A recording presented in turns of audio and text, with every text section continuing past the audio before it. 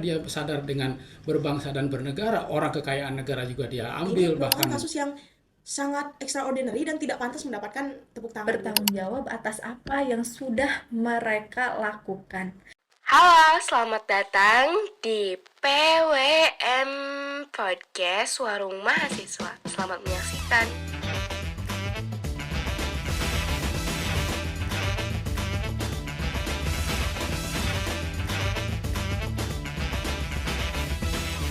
Saat ini kalian sedang mendengarkan PWM, Podcast Warung Mahasiswa, tempatnya ngobrol santai, penuh cerita dan inspirasi mengenai kehidupan mahasiswa. Siap mendengarkan cerita yang lebih relate? Yuk kita simak sampai habis. Di episode kali ini kita akan membahas mengenai isu yang sedang terjadi di dunia hiburan, yaitu korupsi pada suami Sandra Dewi. Tentunya kalian sudah pada tahu kan kasus korupsi timah pada Harvey Mois? Yuk kita bahas. Halo, aku Repa, podcaster sesi pertama. Di sini kita akan membahas mengenai kasus Harvey Mois yang terlibat kasus korupsi di PT Timah Tbk dengan mencapai kerugian 271 triliun. Saat ini aku udah bersama Kak Azka Jupita, mahasiswa Ilmu Politik Universitas Siliwangi yang tentunya sudah banyak mengikuti berbagai isu-isu di Indonesia. Halo Kak Azka, selamat datang di podcast Warung Mahasiswa. Halo Reva, tepuk tangan dulu dong. Apa kabarnya nih Kak Azka? Alhamdulillah aku baik. Kesibukannya apa aja nih sebagai mahasiswa Ilpol? Nah, kalau sekarang kesibukan aku lagi persiapan buat KKN. Karena nanti tanggal 17 kita berangkat KKN di Sebar. Oh, berarti sekarang semester 5 ya? Semester 5, betul. Oke. Nah, sebelum mulai ke pembahasan nih, by the way mau pesen apa di sini? Karena gak bakal nyampe 271 triliun kalau pesen di sini. Oh gitu ya? Iya. Onde-ondenya enggak ya? Murah ya? Murah 1.000. Oh boleh deh, aku energen. Iya. Energen aja. Tenang, mau dibikinin sama my tim kreatif yang super keren di kelompok kita. Oke, boleh. Oke, berarti sambil nunggu kita masuk ke pembahasan ya. Boleh. Nah, Kak, setelah beredarnya kasus korupsi ini dulu ya, Kak ya, kasus yang ini, aku tuh udah banyak mendengar beberapa banyak ribuan juga tanggapan-tanggapan dari netizen Indonesia mengenai kasus ini. Nah, aku sekarang pengen tahu bagaimana pandangan kacamata Kakak selaku mahasiswa Ilpol mengenai kasus ini. Oke, makasih ya pertanyaannya. Jujur kalau misalkan pandangan aku pribadi nih, di saat muncul kasus korupsi 271 triliun, itu tuh aku langsung memanifestasi uang 271 triliun kalau misalkan dibeliin martabak, itu kenyangnya satu dunia loh. Cuma seperti mahasiswa ilmu politik pada umumnya, kita kan kalau misalkan ada kasus terbaru itu kita bakal dibahas di kelas. Jadi aku mendalami lah, mencari tahu gitu kan, bahasa lebih enaknya. Nah, ternyata 271 triliun ini bukan total uangnya, tapi ditotalkan dari kerugian ekonomi, kerugian ekologi, terus biaya pemulihan yang harus dikeluarkan negara, itu kalau di total itu 271 triliun. Dan ternyata tersangkanya tuh bukan hanya Harvey Mois, suaminya Sandra Dewi, tapi ada 15 tersangka lainnya. Jadinya total tersangka itu ada 16 tersangka. Termasuk kemarin kalau misalkan ada dengar Helena ya, kalau nggak salah ya, Helen. Ya itulah pokoknya. Nah, yang aku pikirkan di saat ada kasus 271 triliun ini, kok bisa gitu? Sebagai mahasiswa ilmu politik, aku tuh penasaran kok bisa korupsi sebesar ini gitu. Soalnya kan kalau misalkan kita lihat dari statistik, itu kan korupsi yang terbesar saat ini di Indonesia nomor 1, mengalahkan kasus BLBI. Kasus BLBI saja itu hanya 130 berapa triliun gitu kan. Terus aku juga mencarilah budget pembangunan IKN dari nol itu berapa. Ternyata kalau misalkan kita membangun IKN dari nol, itu hanya 70 triliun sekian.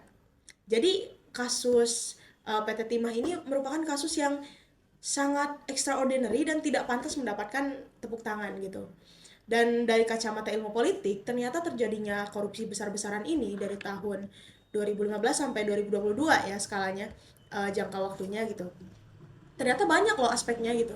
Mulai dari lemahnya pengawasan, terus adanya indikasi pihak-pihak berwajib yang terlibat. Soalnya kalau misalkan kita telaah lagi 2015 sampai 2022 kasus sebesar itu kok bisa gitu baru terungkapnya sekarang-sekarang gitu kan. Jadi banyaklah indikasinya kalau misalkan dari kacamata ilmu politik gitu.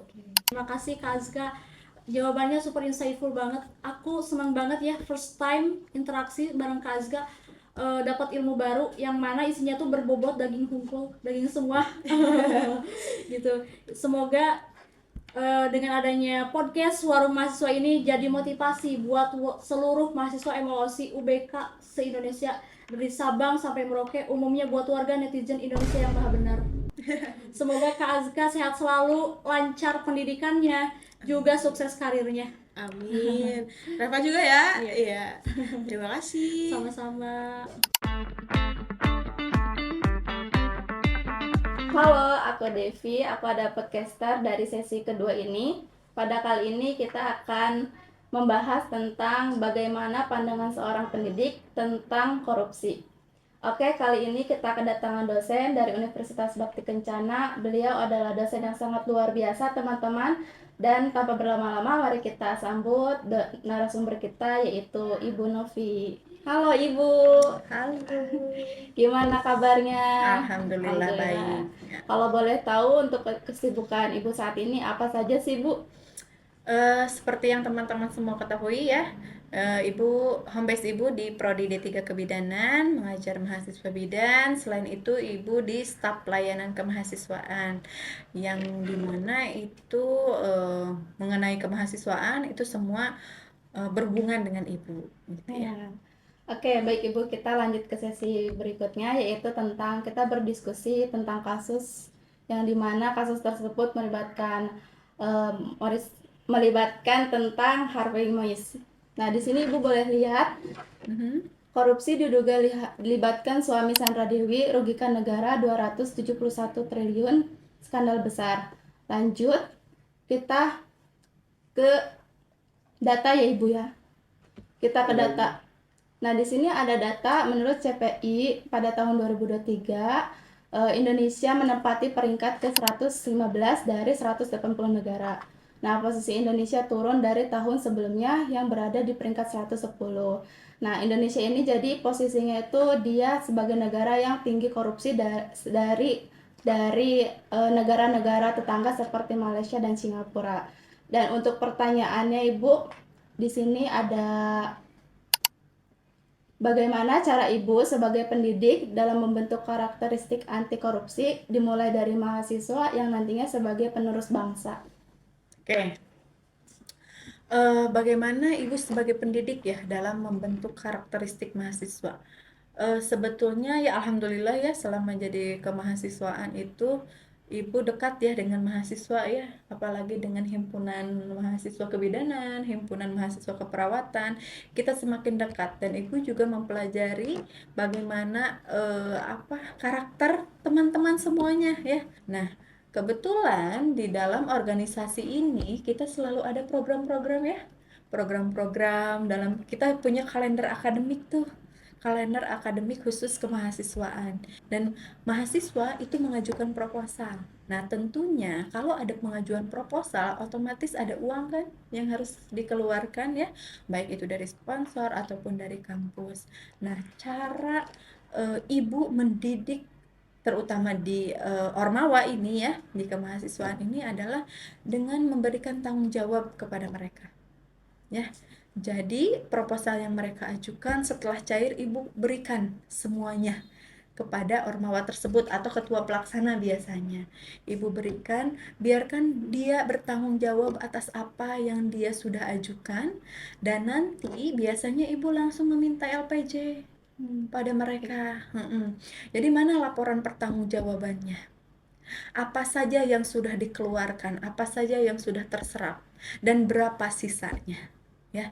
Nah, dari situ mereka bertanggung jawab atas apa yang sudah mereka lakukan. Itu cara Ibu, cara sederhana mungkin ya, cara sederhana Ibu untuk mendidik mahasiswa dalam dalam anti korupsi ya, mencegah terjadinya korupsi begitu. Oke, baik Ibu, terima kasih atas materinya kali ini tuh sangat berbobot sekali ya teman-teman. Saya ucapkan terima kasih kepada Ibu yang telah bersedia pada hadir di acara podcast kali ini. Terima kasih banyak. Ya, Semoga Ibu bahagia dan sehat-sehat selalu. Sekian dari saya. Wassalamualaikum warahmatullahi wabarakatuh. Halo, aku Yama, podcaster sesi ketiga. Saat ini aku sangat bersemangat sekali karena sudah bersama dengan Pak Wawan, seorang yang bekerja di Pabung Kodim 0616 Tasikmalaya. Dan ya, selamat siang Bapak. Selamat siang. Apa kabarnya Bapak? Alhamdulillah baik. Oke, tadi bagaimana Bapak perjalanan ke sini? Agak macet sih, karena kan pas jam-jamnya pulang anak-anak sekolah barusan juga di situ ya lumayan gitu kan agak. Jadi saya harus menyisakan waktu untuk kesini. Oke, pemirsa, sekarang kita langsung aja ke pembahasan. Jadi kalau misalnya sesi-sesi sebelumnya, tadi kita membahas seputar kasus korupsi Harvey Mois, tapi sekarang kita akan membahas mengenai kasus korupsi dari sudut pandang bela negara nih, bagaimana gitu. Karena sekarang kita menghadirkan nih seorang TNI Angkatan Darat yang mungkin sudah berkecimpung lama di bidang bela negara, khususnya bagaimana kita akan melihat opini beliau terkait kasus korupsi di Indonesia ini. Oke, kita boleh lihat Bapak di sini ada tayangannya. Rugikan negara 271 triliun. Kasus timah yang libatkan Harvey Mois adalah skandal korupsi terbesar gitu.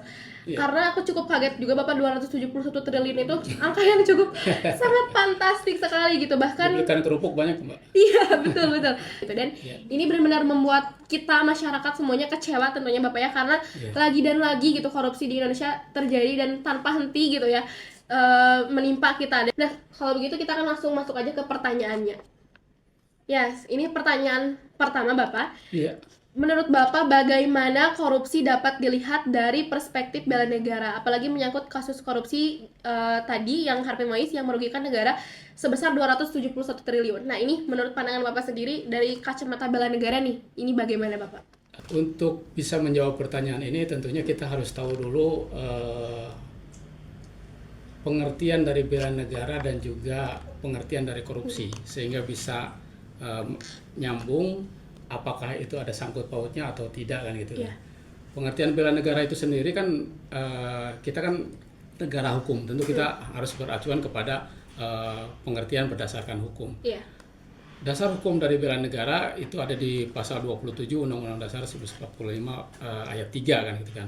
Bahwa setiap warga negara berhak dan wajib untuk ikut serta dalam bela negara kan gitu kan.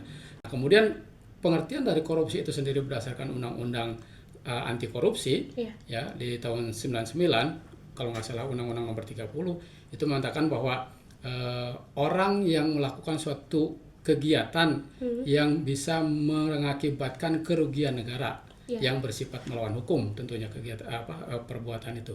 Nah, berarti kan kita sudah melihat bahwa orang ini memperkaya diri sendiri. Betul. Orang ini memperkaya diri sendiri tanpa mempedulikan bagaimana negara itu dirugikan. Ya, dia coba untuk memperkaya diri sendiri, kemudian dari kekayaan negara itu diambil, kemudian tidak untuk kepentingan halayak ramai kan gitu ya. Nah, ini tentu bertentangan dengan apa yang tadi disebutkan.